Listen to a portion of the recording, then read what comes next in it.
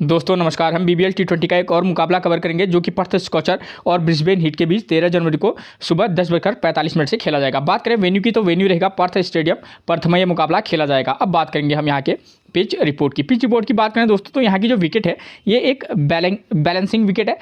यहाँ बल्लेबाजों को पिच से मदद भी मिलती है, लेकिन जो बॉलर होते हैं वो भी खास तौर पर पेसर बॉलर, चाहे फर्स्ट इनिंग हो या सेकेंड इनिंग, उनको पिच से दोनों इनिंग में बराबर मदद मिलती है। ठीक है, यानी कि पेसर बॉलर और कुछ बल्लेबाज हमारे लिए इंपॉर्टेंट रोल प्ले करेंगे। ठीक है, इस ग्राउंड पर जो है लगभग 150 to 160 के जो स्कोर वाले मैच होते हैं वो ज़्यादा देखने को मिलते हैं। ठीक हो गया।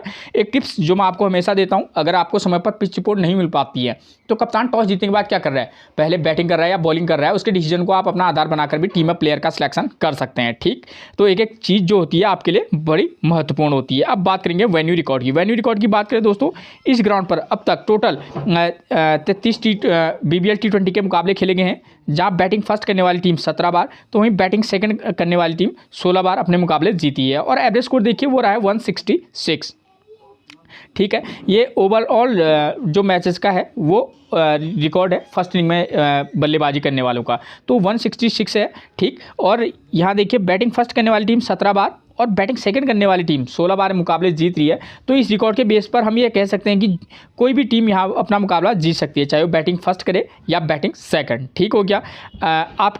आपके लिए मैं हमेशा, आपकी सुविधा के लिए मैं हमेशा करंट का रिकॉर्ड लेकर आता हूँ ताकि आपको किसी प्रकार की कोई प्रॉब्लम ना हो। तो देखिए दोस्तों, अगर करंट का रिकॉर्ड देखें तो यहाँ पर हमको देखने को मिलता है दोस्तों कि 2023 में यहाँ BBL T20 के टोटल 8 मुकाबले खेले गए हैं, जहाँ बैटिंग फर्स्ट करने वाली टीम 2 बार तो वहीं बैटिंग सेकंड करने वाली टीम 5 बार यहाँ अपने मुकाबले जीती है। और एवरेज स्कोर रहा है 167 रन। ठीक दोस्तों, एक चीज़ मैं क्लियर कर दूं, इस साल जो यहाँ BBL T20 के मुकाबले खेले गए हैं ये वाले करंट के, तो इसमें 2 मुकाबले यहाँ खेले गए हैं जहाँ दोनों के 2 बार बैटिंग फर्स्ट करने वाली टीम जीती है। तो आप इस बात को ध्यान में रखिएगा। ठीक है, अभी मैं आपको वेन्यू मैच समझाऊंगा तो वहाँ पर मैं आपका सब कुछ क्लियर कर दूंगा। ठीक हो गया।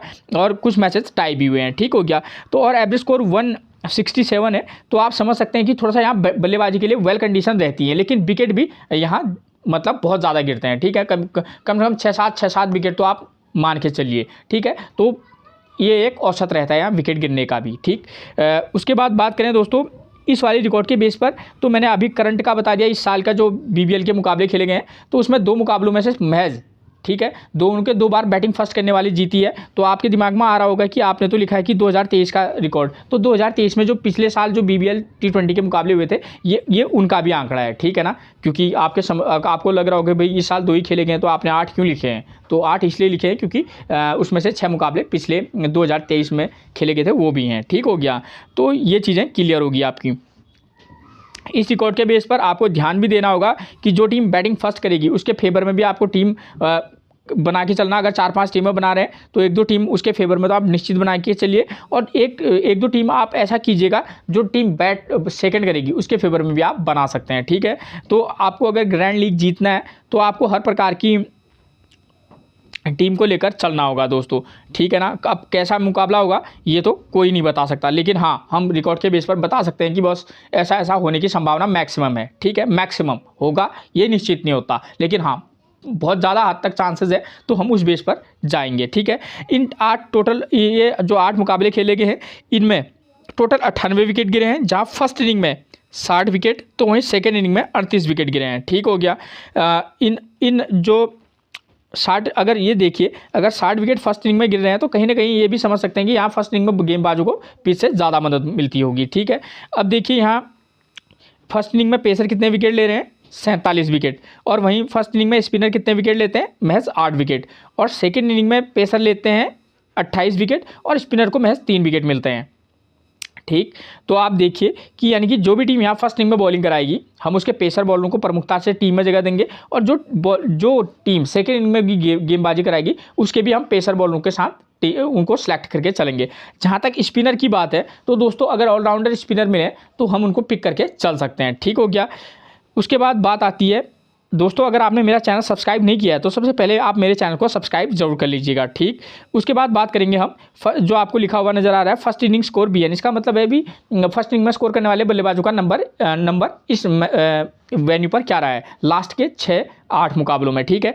जिस टीम ने भी यहाँ फर्स्ट इनिंग में बल्लेबाजी किया है उसके 2 नंबर, 4 नंबर और 5 नंबर के प्लेयर ने मैक्सिमम टाइम स्कोर किया है, ठीक है। और वही जिस टीम ने सेकंड इनिंग में बल्लेबाजी की है उसके 1 नंबर, 3 नंबर और 5 नंबर के प्लेयर ने मैक्सिमम टाइम स्कोर किया है। दोस्तों अगर मान लीजिए 3 नंबर के प्लेयर की फॉर्म अच्छी ना हो तो ठीक है, तो आप क्या कर सकते हैं, नंबर 4 या नंबर 2 को भी पिक करके चल सकते हैं, ठीक हो गया। प्लेइंग 11 से आपको पता चल जाएगा कि कौन सा नंबर का प्लेयर किस नंबर पर आता है, उसकी फॉर्म वहाँ आपको पता चल जाएगी, जो कि मैं आपको आगे समझाऊंगा, ठीक। अब बात करें अगर स्कोरिंग पैटर्न की, तो स्कोरिंग पैटर्न देखिए इस ग्राउंड पर जो है 150 से कम का स्कोर 8 बार बना है, 150 से 169 के बीच का स्कोर 7 बार बना है, और 170 टू 189 के बीच का स्कोर 13 बार बना है, ठीक है। और 190 प्लस का स्कोर, ठीक है, 190 प्लस का स्कोर बनाया 5 बार। तो आप ये मान के चलिए कि यहाँ मैक्सिमम टाइम मैंने आपको भी बताया कि यहाँ 155 टू 165 या 70 के बीच का स्कोर रहता है, तो आप ये फोकस करके चलिएगा। और कुछ कुछ मुकाबले यहाँ बहुत लो स्कोरिंग 150 से नीचे वाले भी होते हैं दोस्तों, तो इनकार हम नहीं कर सकते कि ये मुकाबला ऐसा नहीं हो सकता है, ठीक है। देखिए यहाँ एक वेन्यू मैच ये है, मैं आपको वेन्यू मैच समझाऊँगा, ठीक। एक वेन्यू मैच ये है और एक दूसरा वाला वेन्यू मैच ये है, जो कि इसी साल के मुकाबले हैं, ठीक है ना। अगर हम इन दोनों मुकाबलों को देखें तो यहाँ देखिए आप फर्स्ट इनिंग में देखिए 211 रन का स्कोर बना है और 4 विकेट आउट हुए हैं, ठीक है। और वहीं से ये क्या है, हाई स्कोरिंग मुकाबला हो गया। और उसके बाद थोड़ा सा लो स्कोरिंग की बात करें तो ये देखिए 162 रन बनाए हैं और उसके पूरे 10 विकेट आउट हुए हैं, ठीक। कॉमन बात है, मैं पहले क्लियर कर दूँ आपकी, ठीक हो गया। तो दोनों प्रकार से आप टीम को आपको बना के चलना होगा। फर्स्ट इनिंग में स्कोर करने वाले बल्लेबाज इस वाले वेन्यू मैच में 2 नंबर का प्लेयर स्कोर कर रहा है, 3 नंबर और 5 नंबर का प्लेयर यहाँ स्कोर कर रहा है, ठीक है। और पावर प्ले में 1 विकेट गिर रहा है, ठीक हो गया। और सेकेंड वाले वेन्यू मैच में आप देखिए स्कोर करने वाले बल्लेबाज का नंबर क्या है, 3 नंबर, 4 नंबर, 5 नंबर का प्लेयर स्कोर कर रहा है और पावर प्ले में 2 विकेट गिर रहे हैं। तो मैं आपको ये बताना चाह रहा हूँ दोस्तों कि यहाँ फर्स्ट इनिंग में टॉप ऑर्डर में से खासतौर पर नंबर 5-6 तक की जो भी प्लेयर है वो स्कोर करते हैं, और वो कौन कौन से करते हैं वो आपको मैं आगे बताऊंगा। और पावर प्ले में 1 विकेट पहले उसमें गिरा था वो वाले मैच में, वेन्यू मैच में, और यहाँ 2 विकेट गिर रहे हैं। तो हम ये मान के चल सकते हैं कि यहाँ औसतन कम से कम कुछ भी नहीं तो 1 विकेट गिरने के चांसेस काफ़ी रहते हैं, ठीक है। तो आपको एक एक चीज़ समझाऊंगा, मैं आपको क्लियर कर दूँ वेन्यू मैच समझाने से पहले ही कि आपको किन किन बातों पर ध्यान देना होगा, ठीक। आपको स्कोर पर ध्यान देना होगा, विकेट कितने गिर रहे हैं, और उसके बाद सेकंड इनिंग में भी, और स्कोर करने वाले बल्लेबाजों का नंबर क्या है, पावर प्ले में कितने विकेट गिर रहे हैं, पेसर कितने विकेट ले रहे हैं, स्पिनर कितने विकेट ले रहे हैं, चाहे फर्स्ट इनिंग हो या सेकंड इनिंग। अगर मान लीजिए कि हम इस वाले वेन्यू मैच को आधार बनाकर टीम में प्लेयर का सिलेक्शन करें तो हम किस प्रकार की 2 कंडीशन होंगी दोस्तों, ठीक है। या तो ब्रिस्बेन हीट पहले बल्लेबाजी करेगी या पर्थ स्कॉचर, ठीक। हम ये मान के चलते हैं कि ब्रिस्बेन हीट अगर फर्स्ट इनिंग में बल्लेबाजी करती है तो हम उस समय किस प्रकार की टीम बनाएंगे, ठीक है। अगर आप एक एक चीज़ पर ध्यान देंगे तो आपको पता चल जाएगा कि आपको टीम में किस प्रकार की टीम बनानी है और आपको कैप्टनसी किसको देनी है, बल्लेबाज को देनी है या बॉलर को देनी है, और अगर देनी भी है तो किस इनिंग के बैट्समैन को देनी है और किस इनिंग के बॉलर्स को देनी है। तो ये चीज़ें आपको क्लियर हो जानी है, ठीक है। तो एक एक पॉइंट पर आप ध्यान देकर चलिएगा, ठीक। दोस्तों अगर मैंने बोला कि ब्रिस्बेन हीट अगर फर्स्ट इनिंग में बल्लेबाजी करेगी तो हम किस प्रकार की टीम बना सकते हैं। तो हम क्या कर सकते हैं, यहाँ देखिए आप नंबर 3, नंबर 4 और नंबर 5 का प्लेयर यहाँ स्कोर कर रहा है। तो हम क्या कर सकते हैं दोस्तों, इस वाले मैच में 3, 4 और 5 नंबर का प्लेयर स्कोर कर रहा है, और ऊपर वाले वेन्यू मैच में देखिए 2 नंबर, 3 नंबर और 5 नंबर का प्लेयर स्कोर कर रहा है। तो हमारा फोकस लगभग क्या होगा, टीम के 3 नंबर के प्लेयर। तो ब्रिस्बेन हीट की तरफ से नंबर 3 पर आते हैं मार्नस लबुचाने। अगर मैं बात करूं उनके ओपनर की, जो कि आते हैं उस्मान ख्वाजा और कॉलिन मुनरो, इन दोनों की फॉर्म उतनी अच्छी नहीं है, ठीक है। तो अगर आप यहाँ 7 विकेट गिर रहे हैं, हमको दिख भी रहा है, तो मैक्सिमम चांसेस इनकी फॉर्म अगर अच्छी नहीं है, पीछे बॉलर को मदद है, तो इनके क्या है, विकेट जाने के चांसेस मैक्सिमम है। तो हम क्या कर सकते हैं, नंबर 3 पर मार्नस लबुचाने को पिक कर सकते हैं। उसके बाद नंबर 5 पर आते हैं इनकी तरफ से कौन, सैम बिलिंग्स, उनकी फॉर्म ठीक है, आप उनको पिक कर सकते हैं। और नंबर 6 पर आते हैं कौन, पॉल वॉल्टर, उनको पिक कर सकते हैं। नंबर 7 पर आते हैं माइकल नीशर, इन्होंने पिछले मैच में अच्छा प्रदर्शन किया हुआ है। अगर आप रिस्क लेंगे तो माइकल नीशर को पिक करके चल सकते हैं। क्यों बोल रहा हूँ, क्योंकि एक तो यहाँ विकेट गिर ही रहे हैं 10, तो जिन प्लेयरों पर हमको भरोसा है कि हाँ भाई ये स्कोर कर सकते हैं तो हम उनको पिक करके चलेंगे। लेकिन अभी मैं ये भी बताऊंगा कि वो कौन से प्लेयर हैं जिनको हम दूसरी टीम में जगह देंगे, ठीक है। तो हम किसको देंगे, मार्नस लबुचाने, सैम बिलिंग्स और पॉल वॉल्टर, माइकल नीशर, 4 प्लेयर होंगे। पॉल वॉल्टर और नीशर को रखने का फ़ायदा ये होगा क्योंकि हमको दिख रहा है कि यहाँ सेकेंड इनिंग में जो टीम बॉलिंग करा रही है वो पेसर की 6 विकेट ले रहे हैं, तो हमारे पास 2 बॉलर होंगे, पॉल वॉल्टर प्लस नीशर, और एक रेगुलर पेसर के साथ जा सकते हैं कौन, जैसे स्पेसर जॉनसन या बार्लेट, जेवियर बार्लेट। मुझे लगता है जेवियर बार्लेट के साथ जाना क्या रहेगा, फ़ायदेमंद रहेगा, ठीक हो गया। इस प्रकार की टीम बना सकते हैं। स्पिनर 0 विकेट ले रहा है तो मुझे नहीं लगता कि यहाँ पर स्पिनर को लेना उतना हमारे लिए इम्पोर्टेंट रहेगा। ठीक है, एक टीम तो आप इस प्रकार की बना लीजिएगा। ठीक और एक टीम में आप क्या कीजिएगा, फिर बचे कौन हमारे पास, एक टीम में हमारे पास जो अन्य प्लेयर हैं, जैसे कि हमारे पास कौन बचते हैं, माइकल नीशर। अगर आप रिस्क लेना चाहेंगे तो एक मैच में से आप माइकल नीशर को ड्रॉप कीजिएगा। ठीक हो गया।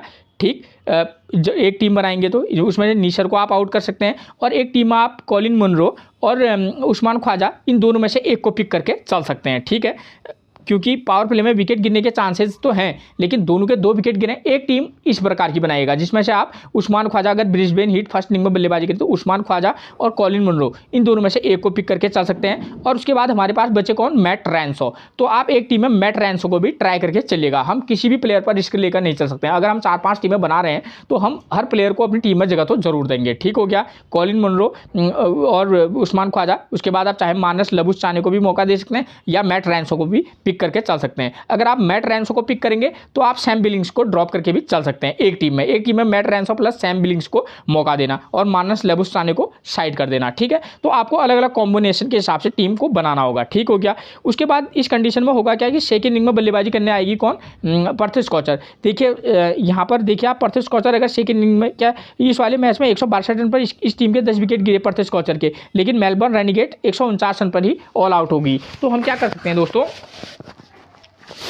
जो टीम सेकंड इनिंग में बल्लेबाजी करेगी, स्कोर करने वाले बल्लेबाज देखिए 1 नंबर 2 नंबर 4 नंबर का प्लेयर यहाँ स्कोर कर रहा है। ठीक हो गया। इस वाले वेन्यू मैच में देखिए 1 2 4 नंबर का प्लेयर स्कोर कर रहा है, और इस वाले वेन्यू मैच में क्या हो रहा है, देखिए इस वाले में 1 3 और 5 नंबर का प्लेयर स्कोर कर रहा है। मोटा मोटी अगर देखें तो टॉप ऑर्डर में से ही प्रदर्शन आ रहा है, मतलब कहने का मतलब मेरा ये है। तो देखिए यहाँ, क्योंकि हमने आधार अपनी टीम को बनाने का इस वाले मैच को माना है। क्यों माना है, क्योंकि इस प्रकार इस पिच पर मैच होने के चांसेस ज़्यादा होते हैं। ठीक है ना, एक रोटेशन प्रणाली के बेस पर, तो इसलिए मैंने ये लिया है। ठीक है, चांसेस हाई हैं, मैं ये नहीं कह रहा हूँ कि इसी पिच पर होगा, मैच मैक्सिमम चांसेस रहते हैं। ठीक है ना, तो हम क्या कर सकते हैं, टॉप ऑर्डर में से 1 और 2 नंबर प्लेयर स्कोर करें, क्वेंटन डिकॉक 23 और नंबर 2 पर जॉय क्लार्क 32। ठीक है, नंबर 4 पर शॉन मार्श 59, और पावर प्ले में यहाँ देखिए, पावर प्ले में यहाँ विकेट गिर रहे हैं 2। तो अगर इनके ओपनर देखें हम, किसके ओपनर, पर्थ स्कॉचर्स के, तो यहाँ पर आपको मिलेंगे कौन, Jack Crawley plus Sam Whiteman. इन दोनों ओपनर बल्लेबाजों की पर्थ स्कॉचर की फॉर्म खराब है। ठीक है, क्लियर कर दूं। ठीक है, और चाहे आप एरन हार्डी जो कि नंबर 3 पर आते हैं, उनकी भी फॉर्म कोई खास नहीं चल रही है। ठीक हो गया।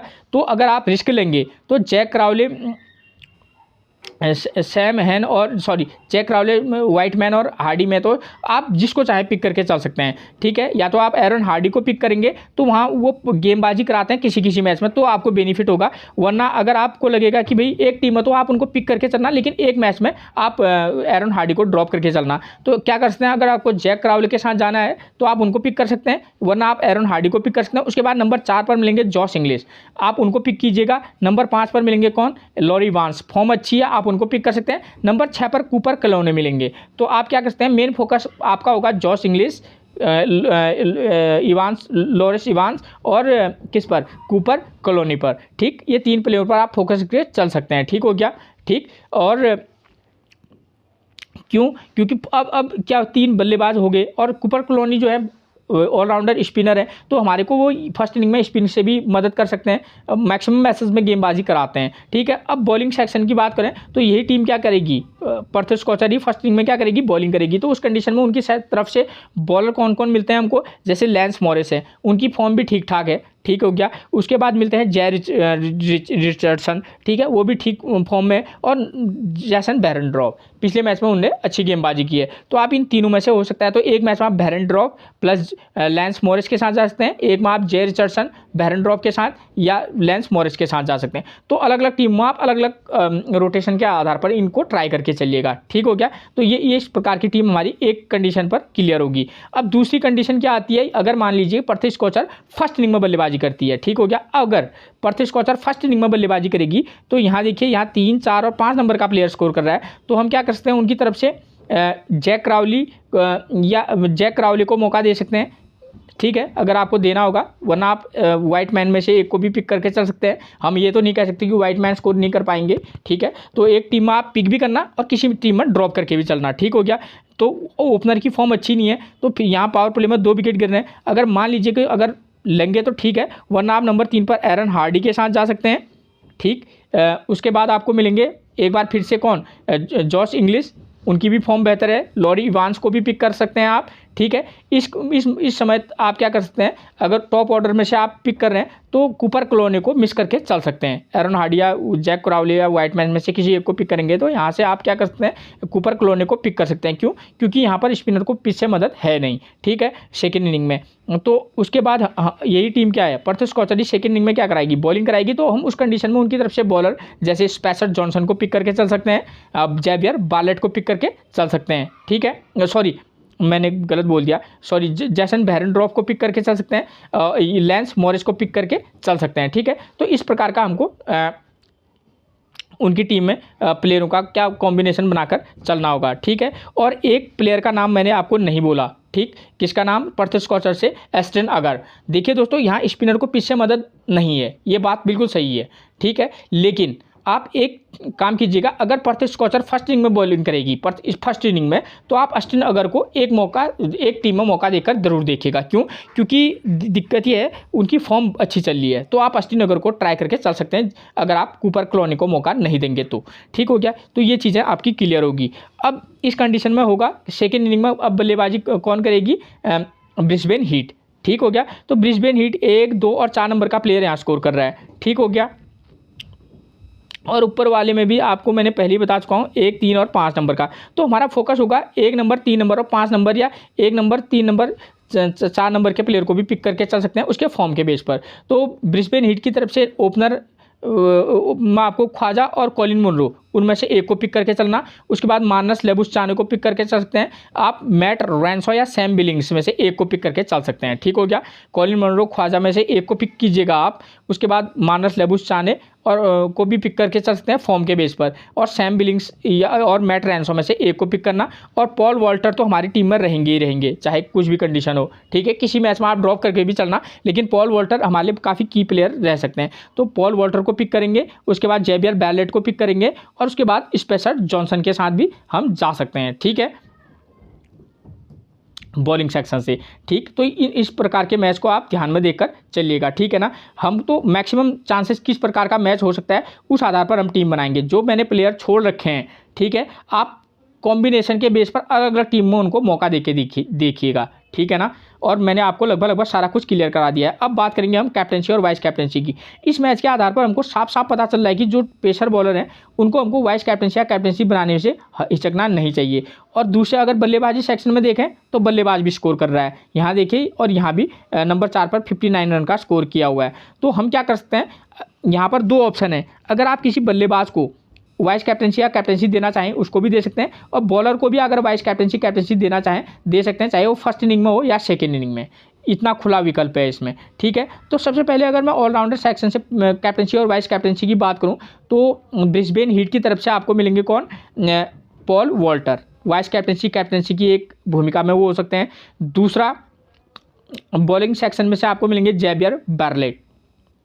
ठीक, और एक रिस्की बॉलिंग सेक्शन में से लेंगे तो स्पेसर जॉनसन, ये भी एक बेहद रिस्की प्लेयर का नाम रहेगा जॉनसन का। ठीक है, तो स्पेसर जॉनसन आपके लिए एक चॉइस बन सकते हैं। ठीक, अगर बल्लेबाजी सेक्शन से बात करूं तो ब्रिस्बेन हीट की तरफ से आपके लिए मार्नस लेबुसचाने एक अच्छी पिक बन सकते हैं। ठीक है, तो इन प्लेयरों पर आप फोकस करके चल सकते हैं। अगर पर्थ स्कॉचर से वाइस कैप्टनसी का नाम सजेस्ट करूँ मैं आपको, तो वहाँ पर से हो सकते हैं वाइस कैप्टनसी, तो वहाँ पर से बॉलिंग सेक्शन से मिलेंगे आपको जैसन बेरेंड्रॉफ।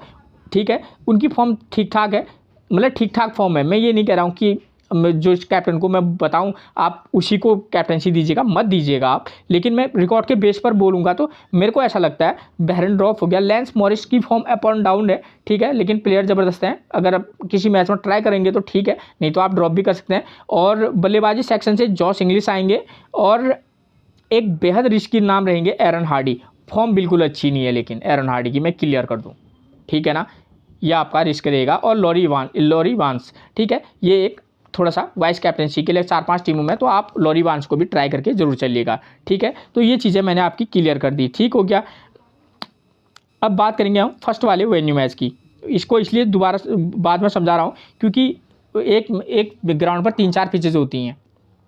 और जिस वाले पिच पर पहले मुकाबला हो चुका है जो है वो उसमें दूसरा मुकाबला नहीं खेला जाता, दूसरे वाले पिच पर दूसरा मुकाबला खेला जाता है। अधिकतर मतलब ज़्यादा चांसेज जी इस बात के होते हैं। कभी कभी ही ऐसा होता है कि उसी पिच पर दोबारा मैच करा दिया जाता है। तो देखिए क्यों यहाँ से भी स्पष्ट है, अगर आप एक टीम इस वाले मैच के आधार पर बनाएंगे तो हम क्या करेंगे, मैं बिल्कुल इसको सीधे समझा दूंगा आपको। जो टीम बैटिंग फर्स्ट करेगी उसके 2 नंबर 3 नंबर 5 नंबर का प्लेयर यहाँ स्कोर कर रहा है, तो हम क्या कर सकते हैं कि ओपनर में से उनके फॉर्म के बेस पर दोनों में से एक को पिक करेंगे और 3 नंबर पर जो भी बल्लेबाजी करेगा, क्योंकि इसलिए कह रहा हूं क्योंकि यहाँ पावर प्ले में 1 विकेट गिर रहा है, तो आप 3 या 4 में से, ठीक है, 3 या 4 नंबर में से जिस प्लेयर की फॉर्म अच्छी होगी आप उसको पिक करके चल सकते हैं। और 5 नंबर पर देखना 5 या 6 में से जिसका फॉर्म आपको लगेगा कि ये बेटर है, आप उसको पिक करके चल सकते हैं। और फर्स्ट इनिंग में जो भी टीम बॉलिंग कराएगी, यहाँ देखिए पेसर अगर 4 विकेट ले रहा है तो हमारे पास ऐसा होना चाहिए कि एक जो रेगुलर पेसर है उसके साथ जाएंगे और एक ऑलराउंडर पेसर के साथ जा सकते हैं हम, ठीक है, एक रेगुलर पेसर प्लस एक ऑलराउंडर पेसर।